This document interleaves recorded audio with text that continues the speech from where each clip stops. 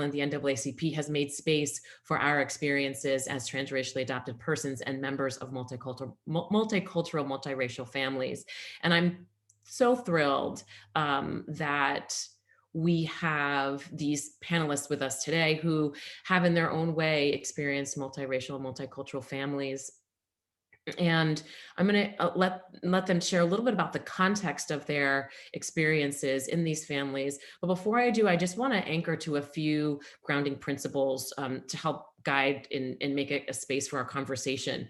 The first is that we come to this table as persons with these experiences of multiculturalism and multiracial families. And we do so with great vulnerability. And we do so in some ways, we are exposing ourselves and our families, our extended family. So anyone who comes to the table into these conversations, I owe a debt of gratitude to for your generosity in doing so, because I know that just in what I know from the panelists, some longer than others, that we do so not with the spirit of outing our family or being mean-spirited about some of the things that have happened within our lives, but to educate. So I think that's the first thing. So anyone listening, please listen with an open heart and an open mind. And second, we find ourselves at an intersection that is really powerful.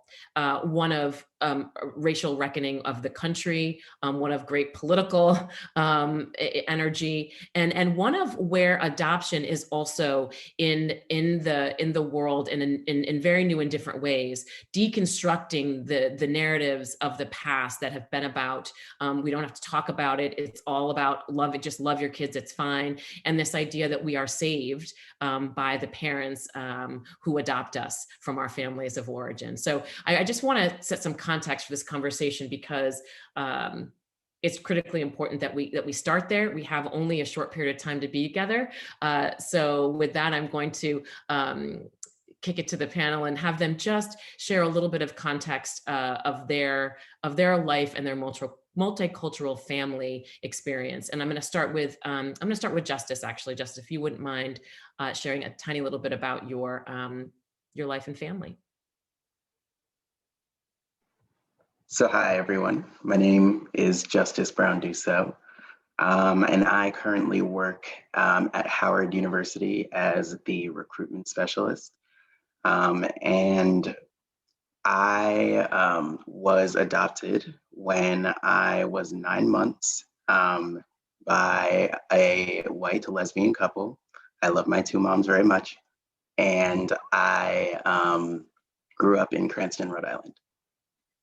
Perfect. And next I see you on my screen, Cami. I'm going to go for you, Cami.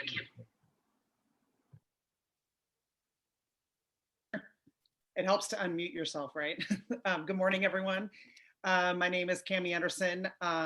My professional life has been primarily in education. So I was the superintendent of Newark Public Schools, the superintendent of alternative high schools in New York, the executive director of Teach for America, the chief program officer of New Leaders, and somewhere along the way, Cory Booker's policy director. So that's what I do for my professional life. And that's all driven by the sort of values and lessons I learned in my living room, which included 12 kids, 9 adopted. I'm a biological kid, or rather I should say I joined the family through birth. And 9 of my siblings are within 3 years of one another in age. So kind of a only one from birth, 4 Black, 2 brown, 6 white, white parents, and a whole lot of learning. And I'm super excited to be here because I also learn something new every time I am blessed to participate in these conversations and feel deep kinship and lots of gratitude for being in conversation with folks who are part of the adoption community. So thank you for having me. And Cami, also, you are a mom. So when yeah, I forgot that little part of my bio. I'm also the mom of a biracial son. My husband is Black, and he's so he joined our family through birth, and he is biracial, and we're navigating all of that too right now. Which, so yes, that as well. Thank you, April. Great. And last but not least, Bruce. Hi everyone, how are you? My name is Bruce Peralt. I went into the foster care system at the age of 2. I was adopted by the Peralt family at the age of 7. Um, I am one of 2 Black children that were adopted by the Peralt family, one of which I guess we could say, nullified the adoption, went back to her family. So I was the only Black child to kind of grow up in the household for an extended period of time. I'm a father of 2. I'm married to my wife Melinda of 18 years now, and just happy to answer any questions and go over any of my experiences. Great. Appreciate this so much. And like I said, it's with such generosity that you come to this conversation. So I appreciate that. First and foremost, I think we have to start where we are, which is in this moment of real reckoning around racism and race in this country. I want to start with you, Bruce, since we ended with you. I'll start with you. Like, first and foremost, how are you? And how has it been really being in this moment in time? Really seeing what's going on in the world. So I really want to hold some space for that before we dig into some of the multicultural, multiracial family elements. But I want to check in with everyone, see how you're doing. Yes. It's definitely a question of where to look, where to go. My wife is white, my children are interracial or biracial, and I feel that with what's going on nowadays, we are, as a family, really under a microscope. Had this conversation with my wife last night that, there are people that are out there right now that loathe the idea that a Black man is married to a white woman. Now, they had an offspring, let alone 2. So those are the kind of things that keep me up at night, and seeing, with what happened with George Floyd and the things that stemmed from that. What I mean by that is, the blame that's placed in regards to the senseless death of someone, and not looking at it for any other reason aside from that. He was a Black man that was killed, and it was on national television. So now it's a conversation that everyone is having. Everyone's talking about it. COVID helped because everyone's home to see it, but they're seeing a life being taken. 90% of the people that saw that life being taken were like, oh my God, it was a life being taken. 10% they don't really care because it was a Black life taken. So that's just, my mind is a little crazy with that. Well, it's really important. And I think that stems, that brings us to this place of, while well-intended, this idea of being colorblind, which is so much in the narrative of transracial adoption, and this idea that well-intended white parents and professionals are in that space of just love your children, it's going to be fine. Don't worry about anything that has anything to do with differences of race. And now we arrive at this place. So with that spirit in mind, Cami, can you help to also sort of share how things are impacting you and your family, and this notion of colorblindness, and how that can negatively impact your experiences, within your family experience? Sure. First of all, thank you, Bruce, for sharing. I think I guess I'll sort of go at it backwards, which is I was raised in a multiracial family, a large family, and my folks, I think, were very explicitly not about the colorblind philosophy. I mean, they steered into differences around race and ableism and other isms very explicitly. And we spent a lot of time reading and talking and discussing the concept of privilege, how that shows up in daily lives, the concept of proximity to otherness, and what that means about empathy, and all these. I'm now realizing, deep and sort of messy concepts that a lot of folks don't grow up, with that practice. I feel I had a lot of practice in exploring and steering into difficult conversations around difference, including race, but not limited to race.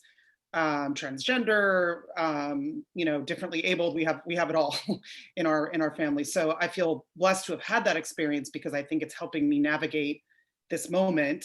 Not that this moment is easy for anyone, including our family.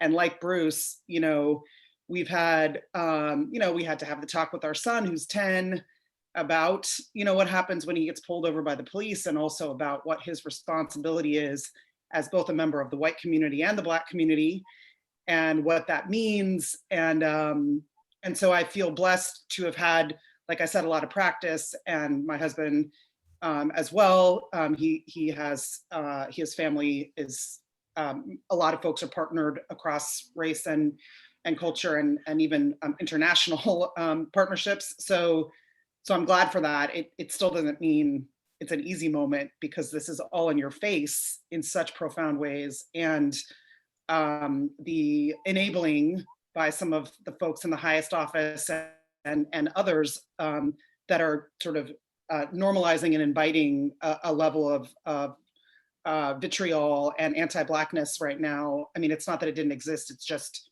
right there, is making the moment, difficult for everyone, including people like me who have been blessed with practice and years of navigating these sorts of difficult conversations. Well, so Cami, I want to make sure we go back to, we're not going to do it right now, but we're going to go back to this idea of practice and what that looked like very practically in your film, because I know folks listening are going to want to know. So what are some things we have to do? So I'm so glad you brought that up. And certainly, again, holding space for all of our collective experiences around this moment that we're all in now, which is highly emotional, highly charged. And then Justice, I want to hear too, how you're doing now and what's been happening for you, and also to kind of put the context around what we talked a little bit about, which was feeling safe within your family of experience with your two moms in your community, but then leaving that community and what that has been like for you, and then what's going on for you today with all the things that are around us. Yeah, so I definitely did not really have an experience, or a negative per se experience, with race. My parents did a very good job of intentionally putting me in spaces with a lot of biracial or Black or various other people of color, just because I think my family is primarily white. So they were like, we need to make up for that in other aspects. But then they sent me to an HBCU, and it was the best thing that I think has ever happened to me. And I really realized like the difference in the life I was living there versus the life that the reality that I had previously been sheltered from. And so with the things that are going on now, it's just very, it's a lot of contemplating, and it's also, like, more importantly, it's a lot of action, I feel like. So for me, what I try to do is, I also live in DC. So I do like get to be more involved directly with what's happening in the nation's capital. So I do try to be as, in tune with what's going on, and show up in whatever ways that I can in all capacities. Great. Well, it's so helpful to hear, the different experiences that have come up. And when I hear you attended an HBCU, it really speaks to me, because I didn't choose that as a path forward. Growing up in Rhode Island, being raised in a white family, in a white community, I was always looking and searching, right? I was always looking to find someone that looked like me, someone had my family structure. So this idea of not only trying to find a mirror that you see that reflects you, but also where I was always looking for a family structure that reflected mine. And the closest I got was usually different strokes. And I was always like, wait, how did they get adopted on Park Avenue and I'm on this farm in Rhode Island? An amazing place to grow up and live, by the way. But, thinking about these other family structures. So I think it's twofold. It's really like having a mirror of ourselves, and also having a validation of our family structure, right? Being seen out in the world. So my answer to that was moving to Harlem and being around Black culture and those things that were not part of my experience. My family adopted me and they kept doing white things, I say. Not that white things are bad. It's just that I needed something different than my brothers and sisters, my white non-adopted brothers and sisters needed. So with all of that, one of the things we are sort of blessed and have to navigate these days is what's around us, the news cycle, the social media cycle, the things that portray our experiences as multicultural families and people within multicultural families in a way that doesn't always track with our experiences. So I want to go there a little bit, and then I want to also think about how we can use those things that are in the news versus putting our head in the sand and saying we don't want to see these things, or just railing against it because it doesn't fit the narrative we'd like it to. How can we use those things to better educate and to help have examples of jumping off places for conversation? And I think I'll start with you, Cami, on that, and how you pick maybe one narrative that's out there now that you can maybe utilize as a teachable moment for folks to go beyond what they see. Yeah, sure. I mean, first of all, it just resonates with me so much to think about how little I ever read magazines or watch, movies or TV shows that feel resonant to me and my family structure. And I remember even in undergrad and grad school, you always had these like family studies that you had to do, and you were like supposed to like pick the archetype and read the chapter that was most closely aligned to yours. And I was like, yeah. And there's something sort of weird about that and a little bit destabilizing, which is why it's always been so great to be part of conversations like this, because I said I felt a certain kinship. So I think that's one practical thing, by the way, that families can do, is be plugged into other families who are on the same journey. I think it's affirming for everyone, and certainly for our family when we went to, whether it was conferences around transracial adoption or camps or reunions with other multiracial adoptive families, that was useful. And then as far as just current events, like I'll just one example is there were a lot of really great pieces written around the nomination of Kamala Harris as the first Black woman on a major ticket, and rightfully so. People finally, yay, started like unpacking the intersection of sexist and racist reporting about her. And there was just a lot of really rich and well-written pieces, short and long and literary and not, and even people talking about on TV. And I just thought it was a really powerful case study of intersectionality, first of all. And for the first time that I can remember in popular media, there was just a lot of great content to work with, to talk about the intersection of gender and race, and how that impacts how people perceive you, how you show up in life in general, but particularly in power structures, which is when people get real freaked out. Because when you start challenging power structures, boy, whoo, that's when the prejudice and discrimination shows up the most profoundly. So that's just the one that came to mind for me, because I work with a lot of women in positions of power and women of color in positions of power, and I'm grateful to Kamala for being who she is and walking with such grace in the face of all of the pushback. But I also thought it was just a real poignant moment and a lot of amazing content and real-time conversations about the intersection of race and gender and power. Yeah, well, and it makes me think about too, the thing that I underestimated was seeing Kamala's family structure and her being a stepmom to her children who call her Mamala. And also with the Bidens, seeing that, Joe was a widow or widower, and he, married Jill, and then they had a child together. And these blended families, these multicultural, multiracial blended families that are out there that really signal like, this is what family is today. So when I see those, I'm also kind of thinking about, okay, so these are the families now, y'all, like professionals and doctors, teachers, anyone in communities need to see them and be in service of them versus kind of looking at them askew and asking about their mom and their dad, because these are structures that don't necessarily exist. Yes, parents are in the home and there are moms and there are dads, but there are grownups around and there are caregivers around as well that don't naturally fit into this idea of a traditional essence. So with that, Bruce, I'm going to kick it to you because we had a brief conversation, but I think we're soon to have the new season of This Is Us on, and really thinking about what narratives are out there and how they can be how they can be educating moments, but they can also be problematic because they don't necessarily track with our experiences, in ways. So tell us a little bit about how that show has impacted you, and how you think it can be useful to folks, even if it's in deconstructing what the narrative is that they put out. The narrative that I get from a television show, that I don't find myself watching a lot, is somewhere along the lines of absolute fiction.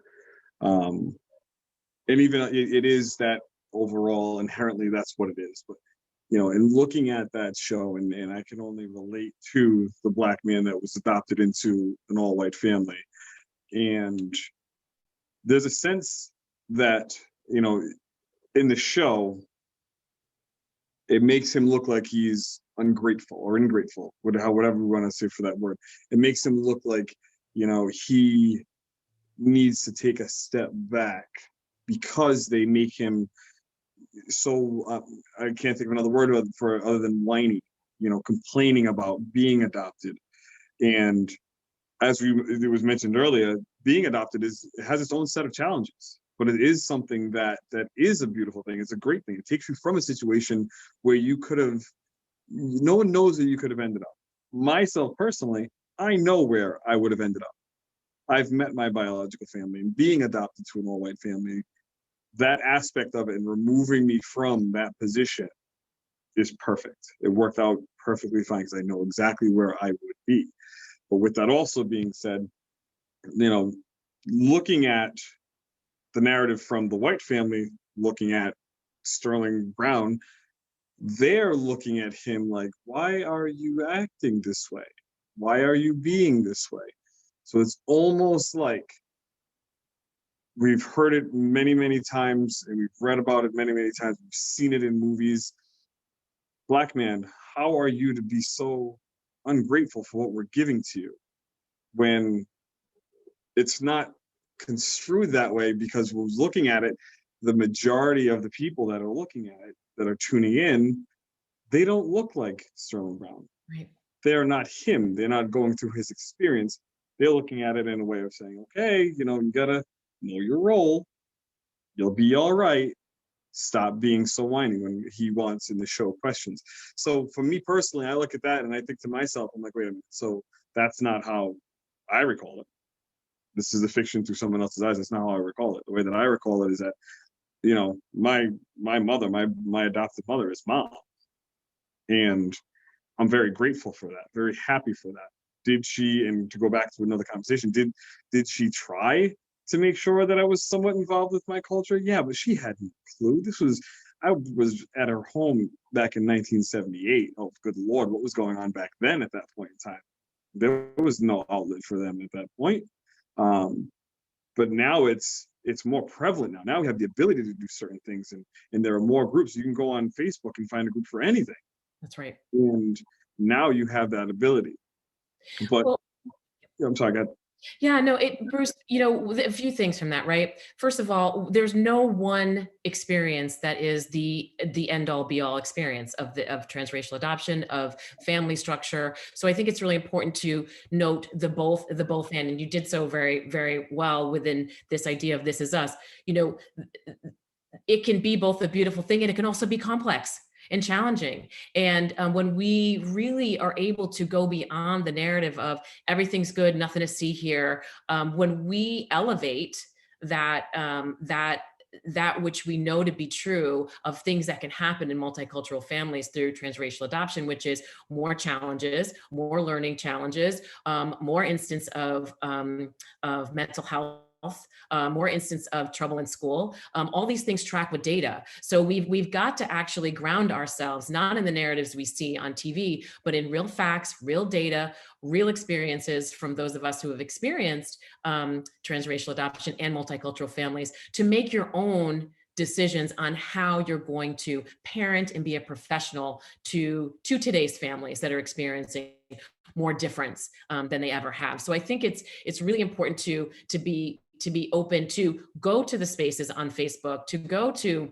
to professionals who are doing this work, and to listen to those of us with experiences in that space. So I want to go to Justice now, because Justice, you mentioned your experiences growing up with two moms and being surrounded by diversity. When I know when parents and professionals are trying to sort of figure out the way forward, right? Like, to Bruce's point, like, in the 70s, my parents, there were no groups, there were no, the agency that I was adopted through, Children's Friend in Service, or Children's Friend in Service now, Children's Friend now, Children's Friend in Service in the 70s, really said, use the word adoption and your child may be biracial, let's go. Today, they're a very different agency, by the way. Not to say they were bad then, just kind of tracking with the times.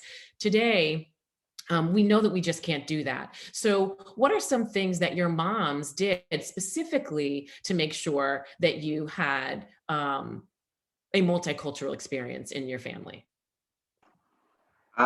So one of the things that they did specifically was make sure that I was always kind of surrounded by people of different cultures, but ultimately they really knew that, like, they didn't know how to do certain things. And I think that realization was super influential in terms of how I grew up, because they knew that they couldn't teach me how to be a Black man in America. I was going to have to find other Black men, and not just like the Black men you see at like the grocery store that we talk to all the time. It's like, no, like an actual community. And so that's why they pushed so hard for me to go to an HBCU, at Howard University. And they definitely, I didn't understand it at the time. Never, was always kind of just like, why are you pushing so hard for this one school? And I had a lot of reservations about it. But I ended up going, and it turned out to be transformative in the way that I look at the world. And I now have a community of people who look like me. Mm. And Justice, you also mentioned, and this is important, this is an important tension for those of us who, are raised in and around whiteness and have this lens through which we see the world, from the outside looking in. And then when we get out into the world, there are eyes on us, the white gaze, the Black gaze, all the gazes that sort of are trying to kind of see where we fit. And you mentioned something to me that was really powerful, because I've often felt in that space of not being Black enough. So can you talk a tiny little bit about that, and how you've sort of been on this journey of just being in your Blackness and feeling like you are seen for that, and not your experiences of family otherwise? Yeah, I think for my entire life, I have quite literally felt like the Black sheep, because I was too Black for white people and I was too white for Black people. But I didn't understand that, because I grew up in an area that was so diverse and forward that was normal. So that created a whole bunch of complexes for me to understand. But I think, I'm sorry, what was the question that you directly asked? Well, you answered it. I think you really answered it about, that tension. And, I would also say that, this journey of racial identity is one that we are all on. Black people, white people, we are all on this journey of racial identity. And I think that's sort of a headline that some white folks miss, is that, racial identity development is for Black people, not me. So that's an important piece. So you absolutely answered my question. And, it's really helpful, I think, for people to hear it named, to say that, yes, there is a tension with this. Yes, we feel like sometimes we don't fit in either space, but yet we occupy our own space. And I think for parents listening, my parents didn't do the things that I maybe had wished they would have done about my hair and different cultural elements, but they gave me such a strong foundation of self to stand on, that I can claim it for me. I can say that this is who I am and how I want to be. I don't want to be white. Well, I want to be a person of color. I want to be Black and biracial. I want to own that. And I want to be proud in that. And I want to lean and steer into Black excellence at every possible turn that I can, especially today, right? So I just feel like that's a gift that my parents gave me without directly giving me some of the transactional things that I needed to, if that makes sense to folks. So with that in mind, I'm going to ask Cami for a very specific question about how, and then I think we can open it up because I think there are a couple questions in the mix here. If you look at this universe of all the things that we have to do, and people keep saying like the work, you have to do the work, people don't even know what the work is, right? We don't know, we haven't named the work necessarily, right? We can read the books, we can do the things, but you being an education powerhouse, if you could tell educators and parents, like both, like what's one thing a parent can do, what's one thing an educator do to meet multicultural families and the children of those families in a more appropriate and in a way that's emotionally and psychologically safe for those children and families. Sure. I can only pick one. Oh my gosh. This is Sorry. Yeah, we have this much time. I would say the thing that transcends both is really actively exploring racial identity, your own racial identity, and how that has shaped you as a human, as a professional, and seeking broader understanding of how that plays out, right? Particularly if you're white and you are either teaching kids of color or parenting kids of color. I mean, I think everyone needs to, by the way, like it's a problem that white people can sit out the conversation about race and plug in when they feel like it's comfortable. I think that's partly why we are where we are in terms of all the inequities that exist, and also, frankly, all the understandable anger and frustration of people of color about anti-Blackness and sort of white normative culture. It's partly because white folks, like, they check in when it's comfortable and check out when it's not. I mean, I'm making generalizations. So one is just making that commitment, regardless, as you pointed out, regardless of your racial identity, to understand the construct of race in the context of the US, how that has shaped you as a person, when you had your first experience around race, why, how that is similar or different to people who look like you and don't look like you, how that has limited your perspective and point of view, the ways in which, you know, those habits have been ingrained, and where necessary, how to actively undo those things, so that when you show up, whether it's in your classroom or for your kids, you're not perpetuating the same implicit biases or explicit biases that exist in society. You know, I always use this example when I'm talking, like, you can't find a bigger feminist than me, and I'll never forget, and I hate flying, as you know, but I do it all the time. So the first time I ever got on a plane and heard a female come across the cockpit voice, I lost my mind and almost like asked for the exit, which, by the way, is irrational because there's so few female pilots. You know, whoever is in the front with a female voice had to be twice as good as her male counterparts. But even me, right? Like, I'm a feminist, like, I do this work, and that was my emotional reaction. And we have equivalents of that around race all the time. And so unless we are, like, hyper vigilant about our own racial identity work and how it impacts us in ways big and small, then this is not a judgment. Then we're going to perpetuate the same inequities either with our classrooms or our own children. And so just doing that racial identity work and educating yourself about how to raise anti-racist, anti-biased kids.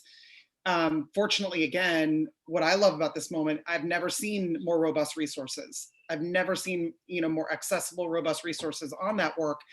The challenge is sorting through all of it, because some of it's not high quality and some of it's amazing, right? And so I would just say, like, if there was one thing, right, there's a million other things, but that to me is like, if you don't do that, and you don't know thyself as a parent, a teacher, a social worker, a child welfare professional, and you haven't done your racial identity work, and it ongoing, not just when it's comfortable, then I think it's awfully difficult to sort of reform systems and think critically about how to raise a multiracial family.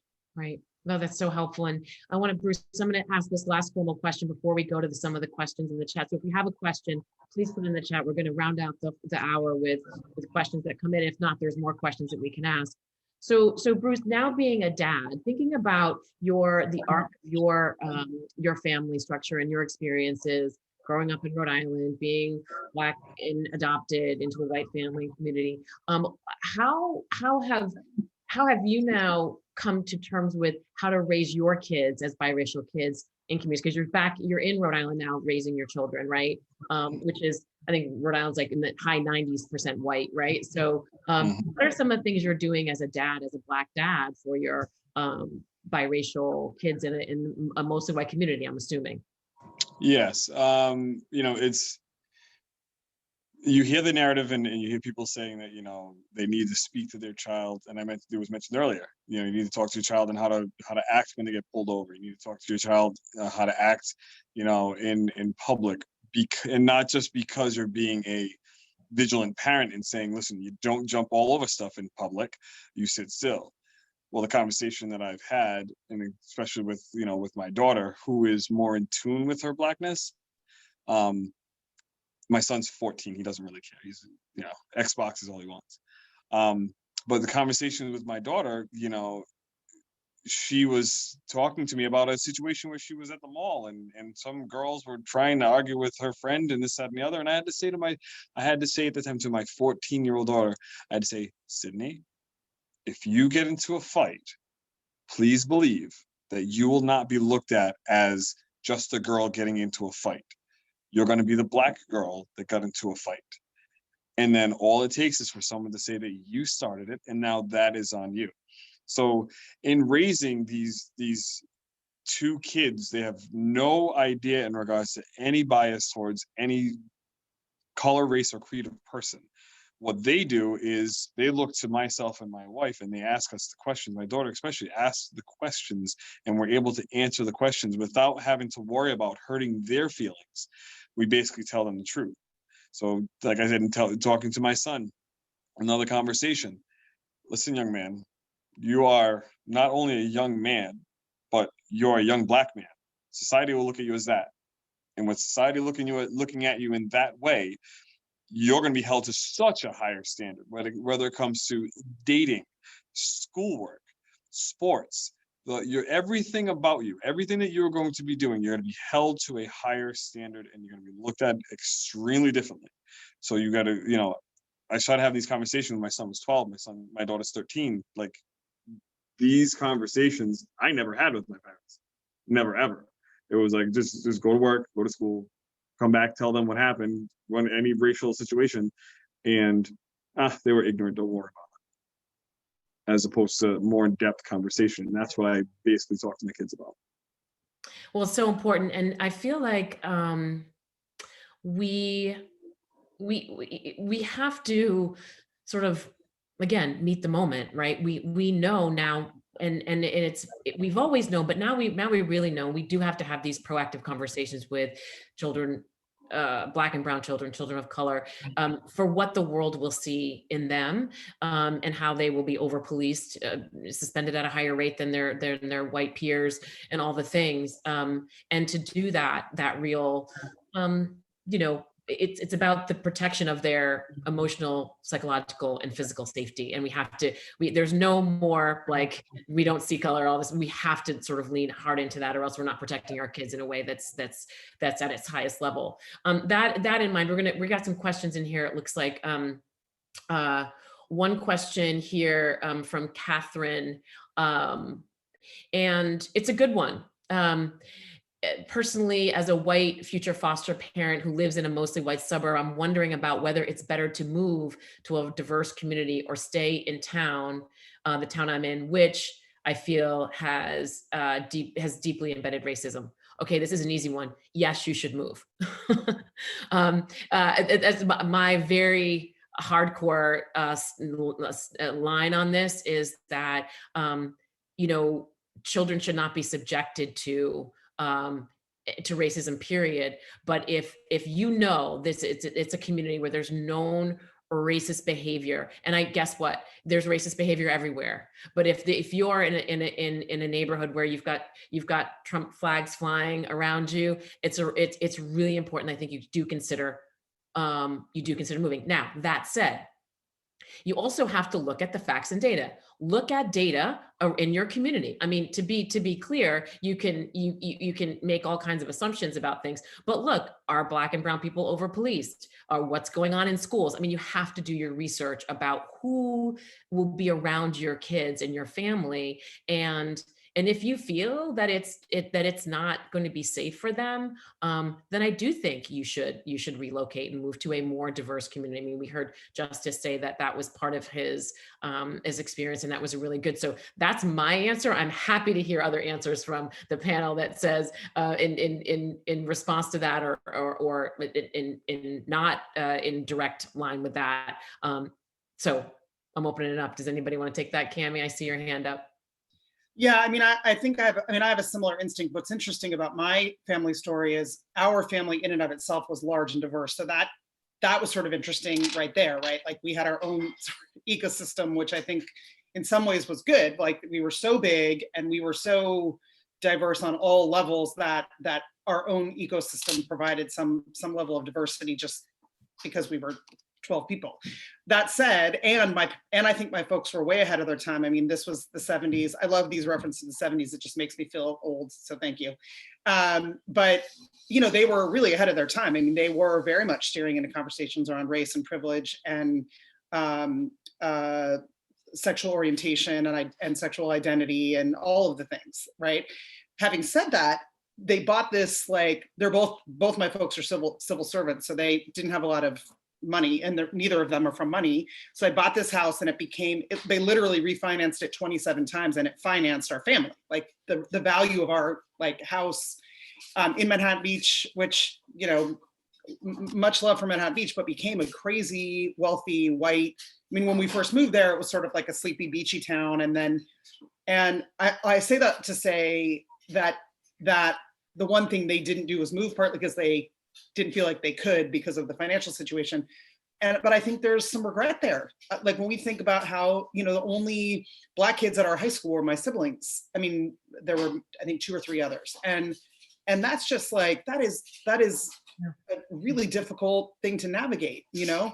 And our town, in addition to that, you know, not just representation that, you know, wasn't very practiced or skilled in the conversations about race and difference. In fact, the opposite.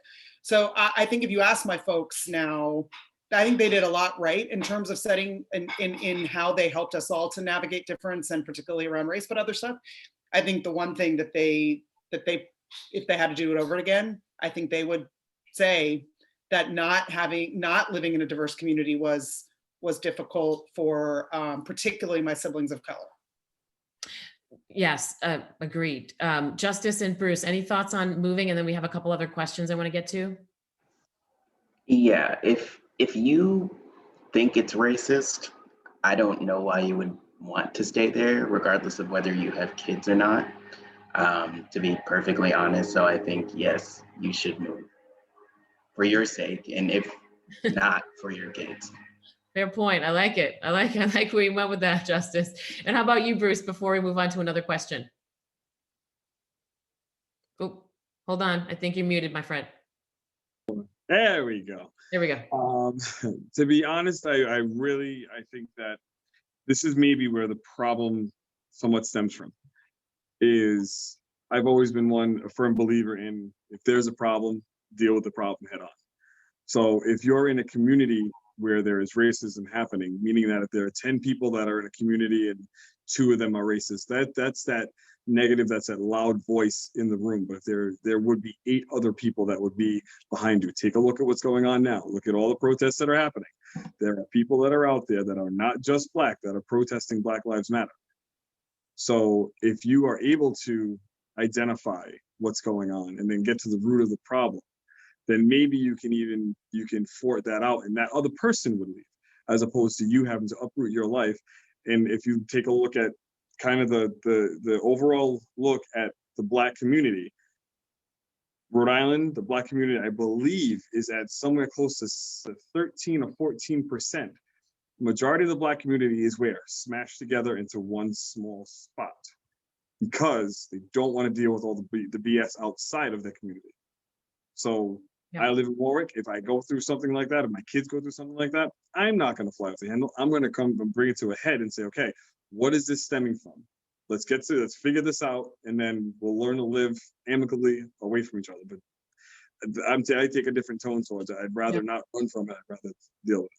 Well, the only thing I would say to that, especially for parents that are listening, to me, it does a disservice to children when the children are part of that. If I'm an adult and I want to take on racism and expose my children to that on some level, that's a different story. So I feel like I understand that wanting to kind of like go at it, but I also feel like when you're talking about children who don't have the control and have to sit in that space of having the white gaze and having to being looked over in school and things like that, I think that gets a little bit more difficult. And some people are more practiced at doing that work than others, right? So some people will take that mantle up and will run with it and do so with gusto and with all the right information and be able to dismantle some things. But that's really, really hard work. So I feel like, everybody has to make their own decision based on their own experiences.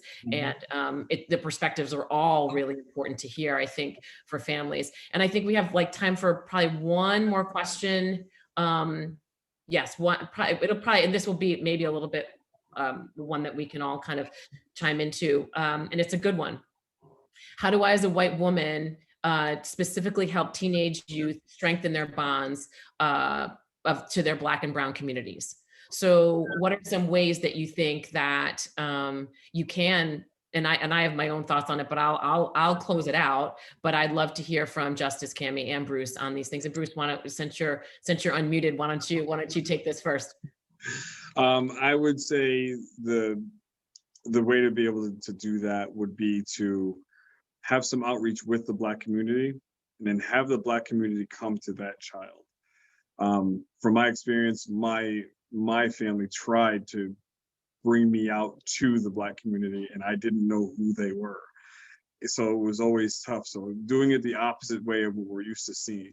Reach out to the Black community, let them know that there is a young child, a young Black child, Puerto Rican child, Asian child, whatever have you, and have them, work with them and then bring them to your child. And then they feel like they're being included as opposed to you pushing them to that level. Because I didn't conform to that when I was younger. It just didn't work. How about you, Cammie? Thanks, Bruce. How about you, Cammie? We're on the lightning round now because we got to wrap up. Sorry, it's so quick. We get through so much more we could say. A part of me says stay out of their way. I mean, what's awesome about this next generation, right, is that if you look at data, they are far more likely to have friends of a different race, friends who are openly LGBTQ, friends, across all kinds of lines. So I'm just like, I can't wait for this generation to be leading the way. So part of me says stay out of their way. But as an educator, I will say research shows pretty clearly that when young people get to work on common problems and common projects and things of personal passion together, whether it's something in their community or something at their school where they have agency, they have the mic, and they're working together across difference to solve something or do something, and they see that their effort is they have efficacy. They see that what they're doing has impact on their immediate surroundings, again, whether it's their school, their community. So I think creating and finding spaces where those sorts of things are happening, it's not only inspiring, but instructive, frankly, for the rest of us. Yeah. And I think it's really powerful. And that makes me incredibly hopeful when I try to be in those spaces and create those spaces as much as humanly possible, because I actually feel like it is feeds the soul and it's the pathway forward. Absolutely. And Justice, and then I'm going to wrap up so that we can do our housekeeping before we end. Yeah, I'll just say that the best thing that you can do, in my opinion, is definitely accept the fact that there are limitations to what you know, and there is an experience that you as a parent cannot give them.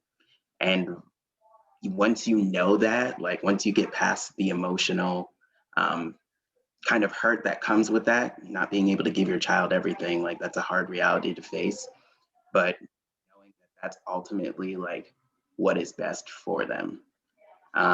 So just making sure, again, that they're surrounded by people of all different ethnicities and backgrounds, but with a focus on whatever background that your child is. I love this. And before we wrap up, and Justice, thank you, Cami, Bruce. Like, I mean, this could go on for hours and hours. But again, like I started, it's just amazing to have everyone in this space. But one thing that I would like to say, just put a little bow on some of this, which is, or a couple of things I'd like to say. The best place to help your child understand, if you're adopting a child of another race than you, one of the best places to get cultural elements and things is from their family of origin.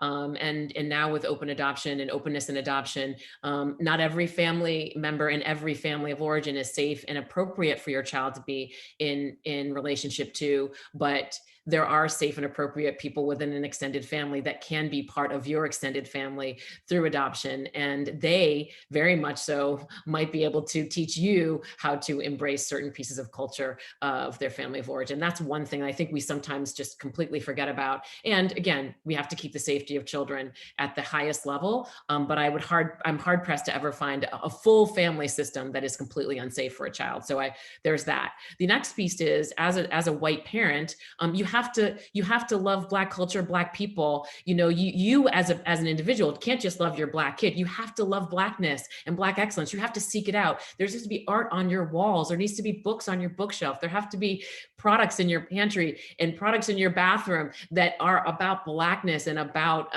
Black culture. So you going on that journey of internalizing and really going after those things can be great for you, as Cami says, but it's great for your kid. It's great for humanity when you're open and you have those things. So, look for Black excellence, be really authentic about loving Black people and inviting them into your home, as Bruce said, having them around your kid as a way that this is authentic. This is just who we are and who we love in our extended family in our community. So I think that about does it for us. It feels like we covered a lot of ground in a short period of time, but I'll tell you what, it's all because we had a fabulous panel and we had a beautiful space to occupy. Thank you to the NAACP, to Adoption Rhode Island, to Darlene, to Sulina, and all the folks that made this possible. So thank you. Thank you all so much. Thank you so much, April and Justice, Cami and Bruce, for being so open, so vulnerable. April, like you mentioned at the beginning, these are really personal stories, really personal experiences. And you all sharing is going to help everyone on this panel, but then also the ripple effects of that from everyone else that all the participants are going to interact with today and in the future. So your contributions, your experience, your words really will have a humongous impact moving forward. So thank you so much for taking the time and showing the vulnerability to share that with us today. We really, really appreciate it. And just for a couple housekeeping things as we wrap up, November is National Adoption Month. So this is a big time. There's going to be a lot of things going on to continue this work, other events to celebrate adoption. So please make sure you follow Adoption Rhode Island on social media to keep track of what's going on. And then the NAACP Providence branch is really focused on the initiative Souls to the Polls and making sure everyone who can vote gets to the polls and is able to vote. So they are accepting donations right now, and you can also follow them on social media. And our panel next week will really build upon today, and we'll be continuing to hear directly from the perspectives of adult adoptees and former foster youth and about their experiences in multicultural families, how race and culture and equity have impacted their experience as children and now as adults as well. And I know there were a couple of requests for resources in the chat. So I'll make sure I connect with Cami and all the panelists, and we can get you everyone's, how to follow everyone on social media, their websites, and any other resources they recommend to help support you and the people you all are with. So thank you so much to our panelists and our great facilitator and all of you as participants. And we hope to see you next week too. Have a great day, everyone. Thank you.